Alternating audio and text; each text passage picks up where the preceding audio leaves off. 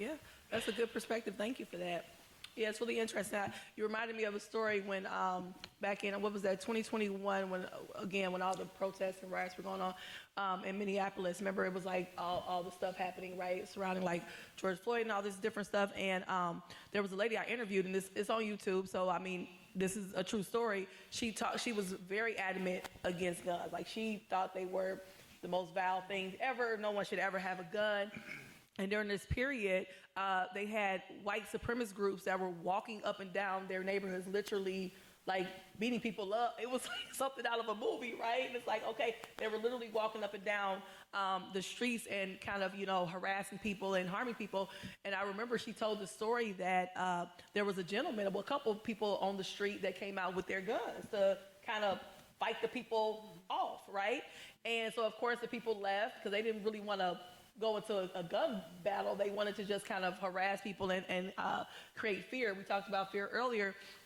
And so now she talks about how she is now a part of getting people the right knowledge around guns. Now she's in favor of them if it's responsible, right? Because she actually experienced a moment where she felt like her life was in danger and someone helped her because of their weapon, right? Their gun. Mm-hmm. And so she was able to look at it from a different perspective and said, wow, if they never came out, what could have happened? Because these people were kind of trying to inflict harm on their community. So I just remember that story when you just said that, because it was really interesting how her perspective changed because she actually experienced it, right? It's easy for us to tell people what to do, what not to do, if we're not in the thick of things, right? And she actually had a personal experience. So anyway, that reminded me of that. There was a really great show years ago. It's probably 15 years ago now. But the guy, Morgan Spurlock, who did Super Size Me, does documentaries. He did a show called, he passed away recently. Yeah.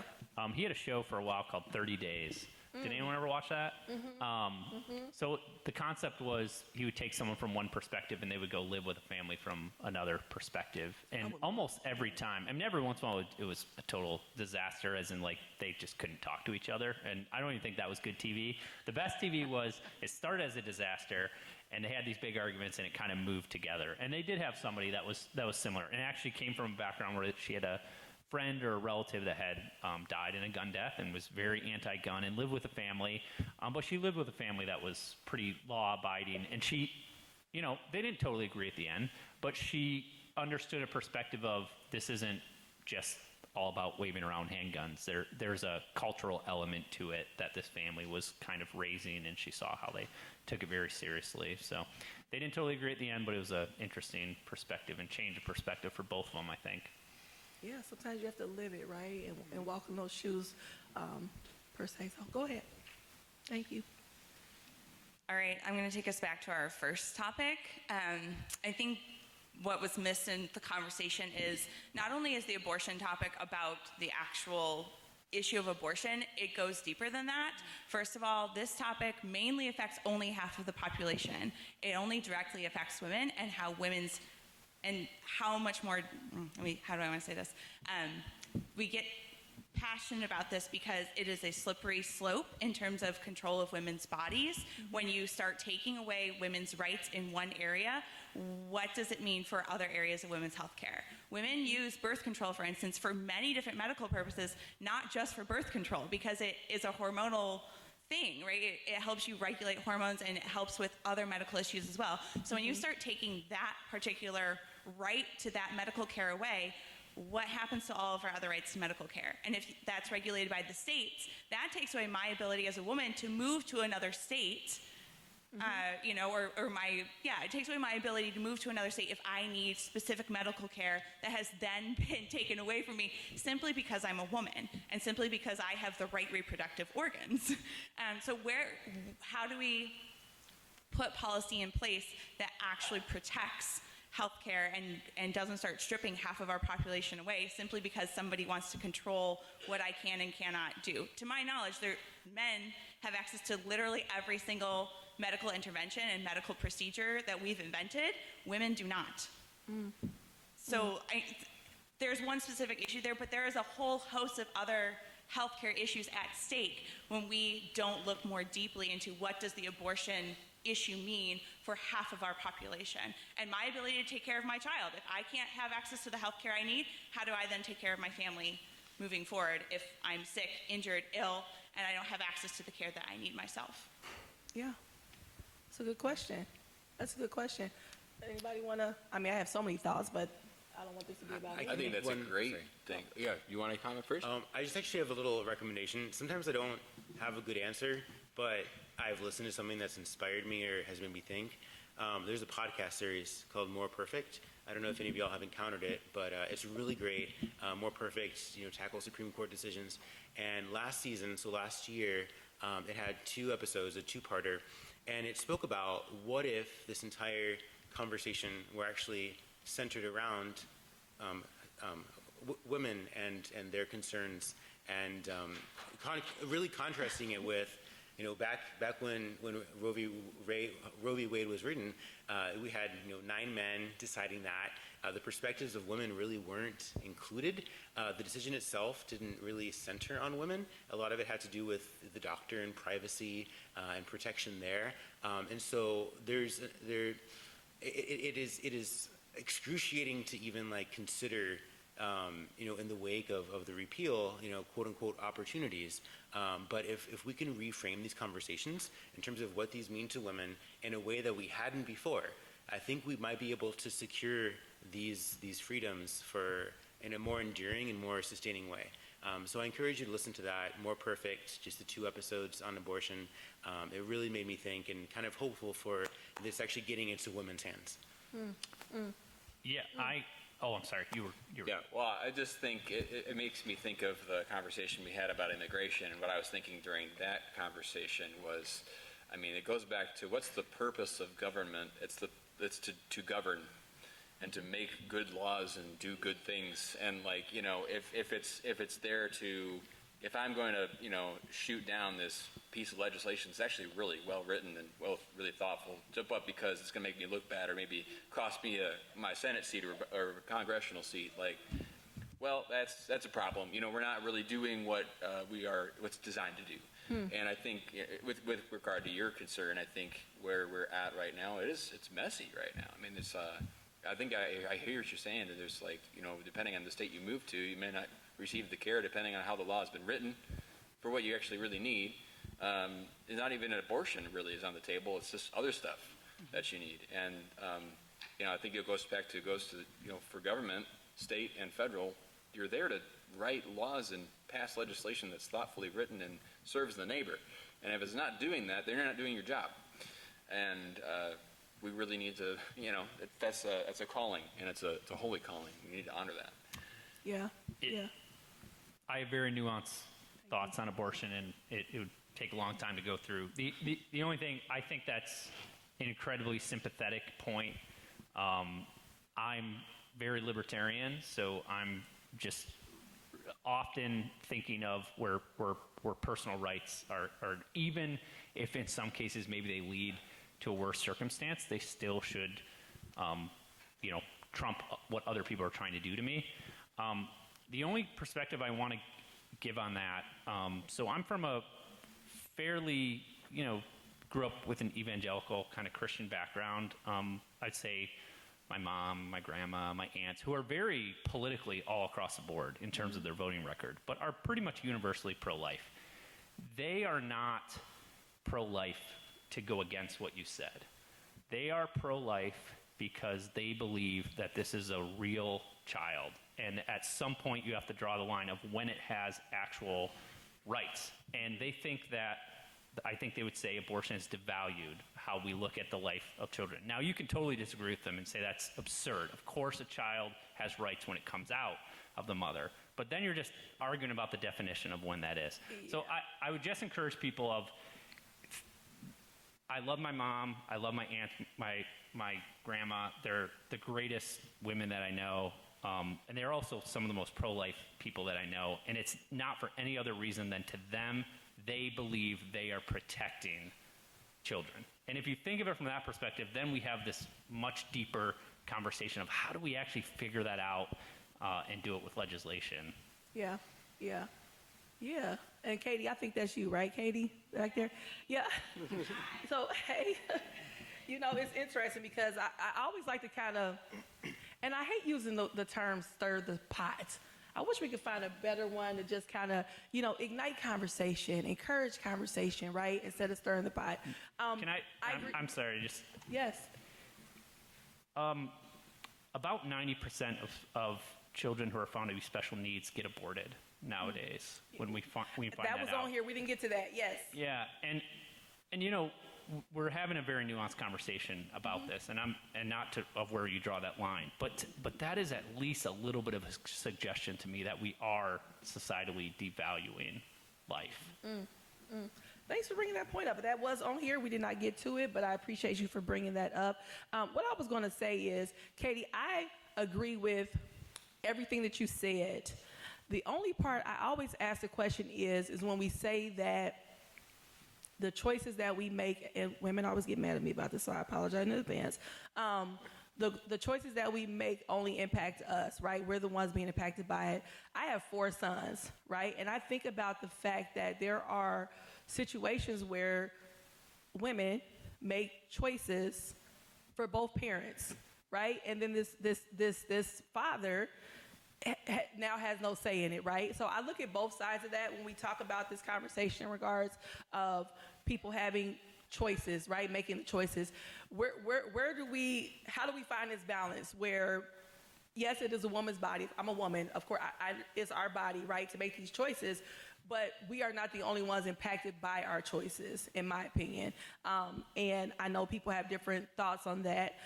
But I think about, you know, if one of my sons came to me and told me that they were expecting, right, and super excited about it, and the mother chose to make a choice, not necessarily for a medical reason, not necessarily for, you know, some kind of like almost like life and death, but if they were to make that choice just because they didn't want to, which is their choice, of course, but then my son also would be impacted by that, even though it's not his body, right? So I think sometimes we miss that part of the conversation too, and it's so many layers to it, so it's not like a either or, but that is a part of it, in my opinion, in regards to the fact of men playing a part in being impacted by our choices, right? So you hear stories all the time from men that opportunities were taken away from them because someone made a choice and they weren't involved in the conversation. So, this is a tough one for me, right? I always, it's so much in the middle of that. It's so much gray as opposed to this black and white. And I think right now, all these topics we talked about tonight are very black and white. A lot of times right now we have these extremes on either side, and it's so much gray area. So, any other questions? I think Anne Marie has something first. Yep. Playing to talk this much. I'm supposed to just sit back and listen. Okay, you hold it. Hi. So Aaron and I are both members of the Midland Wellbeing Coalition, and I just did one of the quotes to live by for the series. And my quote, I'm not going to get it quite right, but it's something like, out beyond ideas of right doing and wrong doing, there's a field, I'll meet you there. And it's a quote by Rumi. And I noticed, I took a break, I went to the bathroom, I had a moment, because I really noticed a lot coming up for me. John, I don't know, I can't tell your last name. When you were talking about, criminals, and if people would just do the right thing, right, then it's so simple, right? I work in trauma. I've worked in men's prisons for about a decade. I'm a trauma therapist. All the work that I've done with any individual who's incarcerated is trauma work. These are the kids who are in the system from a very young age, right? Aaron, you're talking about, kind of kids coming into a life, right, where people are not ready, or there's a lot of complicating circumstances, and then they're in the foster care system, and then they're in the juvenile system, and then they're in the adult system. Hundreds and hundreds of people I've worked with, and no one do I say, no, they just really didn't want to do the right thing, right? We all wake up wanting to do we want to live a good life, right? We want to have a life worth living. And I think it's like you were just saying, it's that black and white, right? And how do we move into that gray? How do we move into that cognitive flexibility? Because that's also where we find better mental health outcomes for all of us, right? That like in that space of gray, in that space of, hey, I can see that you have a really different perspective from me. And it's probably because we just have different priorities of values, not because you don't value life, right? But you just have a different idea, right, of whose life or how we're conceptualizing this. And I think just, right, kind of continuing, I love this. I love, Aaron, your work, because I think it does bring in the nuance, right? Stirring the pot, muddying the waters a bit, right? Muddying the like it is not this or that. It's all very, very complex. So. It is. It's Yeah. so complicated. Yeah. Well, and I think one thing like we should just all realize is like, my favorite economist is a guy named Thomas Sowell, and he's got a lot of great quotes. The one next to my desk at work, because I work in public policy, is "There's no solutions, only trade-offs." And politicians talk about solutions. Here's the solution. I'm going to solve it. And Sowell's is there's not a solution. There's a we gonna trade-off. let you will, yay. The trade-off might be better, but there's still a trade-off. Yeah. And I loved what you said there, and I hate the term "check your privilege," but I realize that I dislike it because it's people saying it to other people. But I think we should always say it to ourselves, and we should think about what we have and what advantage we have that allow us to have some situation or take advantage from some situation, and not always assume that somebody else went through that. They do have a reason of how they arrived at their point of view or lifestyle choices, or whether it doesn't mean they're right. It just means that we'll have a little more understanding. Empathy, right? I mean, we on a show we did early last year, we talk about that, right? Like, is there ever a time where it's okay to steal, right? Is there a time where people feel like, yeah, maybe this is a time? Is it okay? Probably not. I think all of us could probably say no. But then you think about, a single mother, that had her child, and can't afford to feed this child and is desperate. Will she go steal a couple groceries or, steal some diapers? And then do you look at her and say she's this terrible person? I think there are different levels to what we call criminals, right? Are people trying to survive and need help? And again, I'm not saying it's right. It's not agreement. It's just observing the fact that people make different choices for different reasons. And I think when we're able to kind of be a little empathetic to the fact that, wow, she really wanted to feed her. I mean, I have 4, when my children were younger, that was everything to me to make sure they were taken care of. And, you think about things that people go through to make sure their children are nurtured properly and cared for properly. And, you think, am I capable of doing that? I don't know. You don't know until you're in that situation, right? People don't know until you're in a situation. So I always caution on judgment of people prior to knowing their story, or maybe I will never know it. So I just try to caution on that. Let's take one more question. Yep. I don't need a microphone because I'm a 4th grade teacher. Julie. That's Julie. You knew who it was, didn't you, Erin? So after all that, I felt I needed to go back to the immigration thing because that's actually the one I'm least passionate about, but for a very different reason. You're going to give me the microphone. So for our recording. Oh, for the recording. Okay, Yes. right. I forgot about that. So the immigration one is nearer. It's the one I have the least. Oh gosh, but it's the one I work in. So in the job I'm in, I work with immigrants who come here legally, desperately looking for exactly what all of you just said. And I love that part about check your privilege, because we forget, because we've politicized. And I'm not saying having good borders and secure borders and not letting. I get that totally. I'm not against that.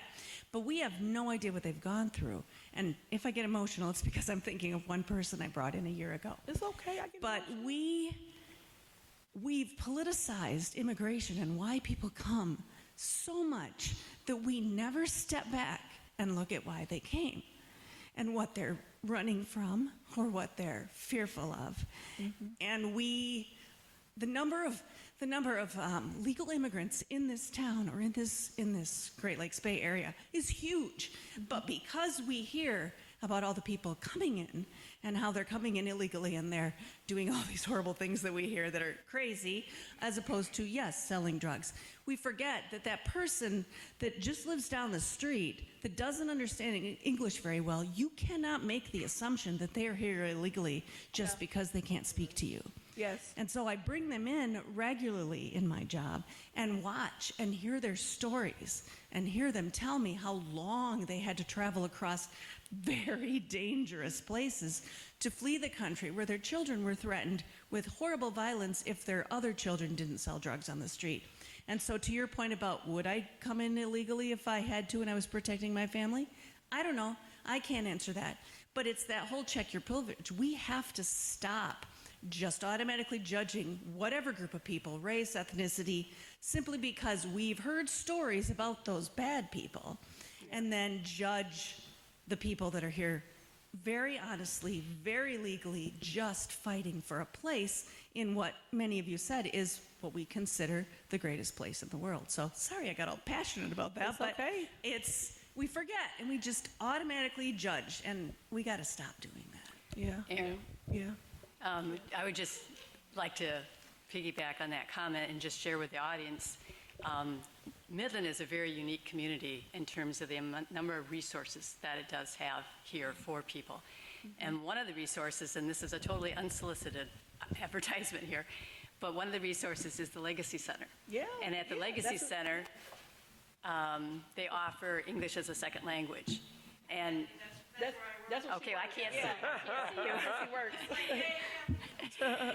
So okay, Julie, we were brought in by Julie. My husband and I have done this for probably, I don't know, the last 6-7 years. Yeah. And we have tutored a number of immigrants from other countries. I would encourage anyone here that has the time to do something like this, because it does exactly what Julie was just talking about. Mm-hmm. It really helps you understand so much more about the immigration process and how hard it is. So even though Midland may be a community that has a number of immigrants, those individuals face struggles every day simply because they maybe can't pronounce the word correctly, the skin is a different color, the dress is a little bit different, and they're here legally, and all they really want to do is to be part of our community.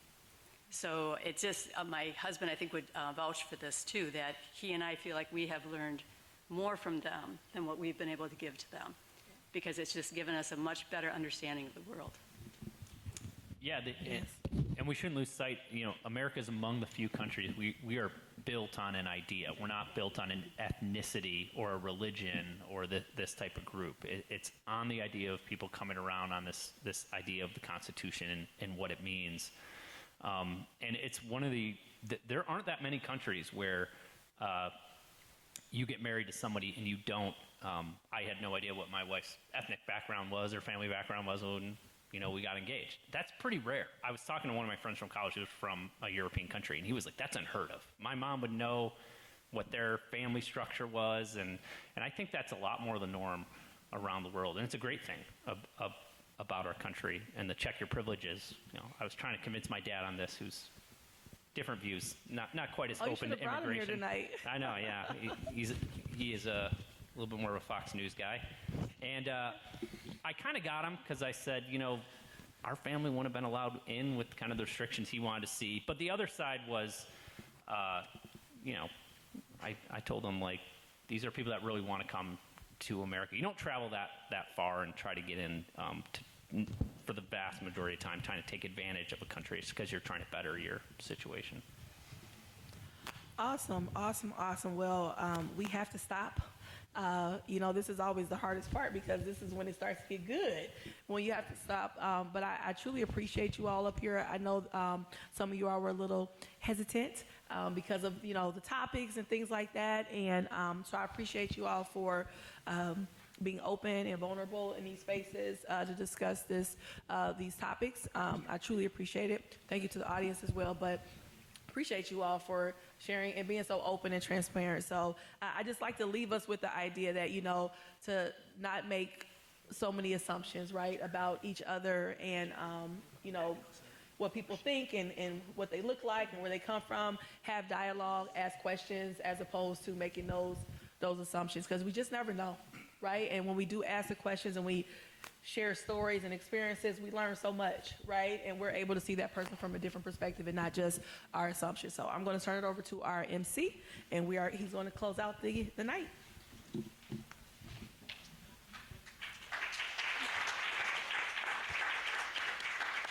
This was a very good conversation. I would just say that I got my paper here with things I'm supposed to say, but I also use it to write down notes because I was just sitting there just thinking, just connected to every word, every question. That what's coming up next? What's coming up next? What we found out is, when we said it tonight, there's a lot of gray space. Mm-hmm. If it's all black and white, we probably would have solved it by now. That's right? true. We probably would have solved it by now. And early in the conversation, I think John said, we just need to continue to have these conversations. Mm-hmm. And that's what I challenge each one of you to do, is continue to have these conversations with your circle of friends. I'm assuming that your circle of friends is not ones that just unilaterally think like you and look like you, but as a diverse group, and have those kind of conversations. So thank you all for participating tonight. This was part four of a 5-part series of who we are.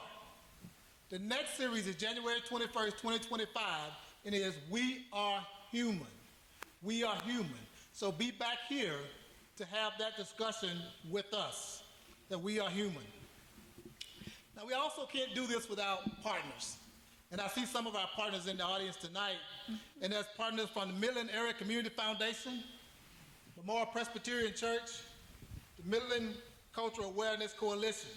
Let's give them a hand for just Thank you being so our much. partners. Yeah. And the Grace A. Dow Library for allowing us to have this conversation, this nice facility. And then our panelists. Mm-hmm. Didn't they do a great job? Wonderful job. We got Jared, got John, Mike, Dan, Kathy, Matt. Thank you all very much. And like Aaron said, for opening up and letting a little bit of your vulnerability show. That's what makes this so special, that you're able to do this for our audience. And then for the audience, give yourselves an applause as well for being here. We appreciate you. And then last but not least, we got to thank the Breaking Bread Village team. Raise your hand wherever you are. I'm not going to call their name, but raise your hand. Thank you all very much for that.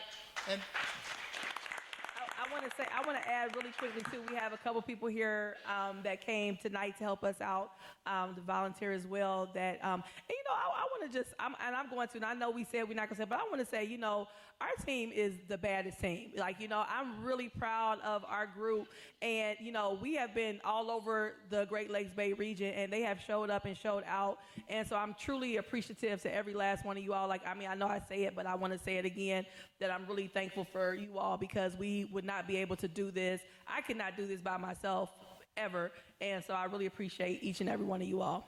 yes.